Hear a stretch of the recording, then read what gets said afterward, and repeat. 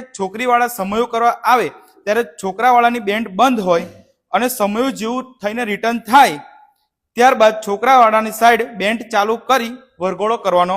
રહેશે અને વરઘોડો મંડપે પહોંચે એટલે કે વરરાજા મંડપની અંદર એન્ટર થઈ જાય એટલે છોકરાવાળાની બેન્ડ બંધ રહી જશે અને છોકરીવાળાને જો બેન્ડ ચાલુ કરવી હોય તો કરશે અને જો બંનેને સમજથી બેન્ડ આપણે બંધ કરશું અને બંધ કરીને ત્યારબાદ બંને પાર્ટી પેમેન્ટ લેવા માટે આપણે જવાનું રહેશે।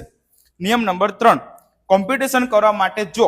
લગ્ન માલિક આપણને મજબૂર કરે અને આપણે બેન્ડ માલિક કોમ્પિટિશન નહીં કરીએ ત્યારે જે પેમેન્ટ અટકશે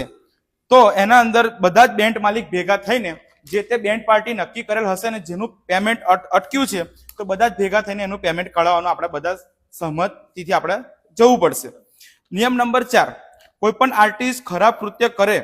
યુટ્યુબ પર વિડીયો આવે એટલે એને on the spot black list કરી દેવામાં આવશે અને એને કોઈ પણ બેન્ડમાં એન્ટ્રી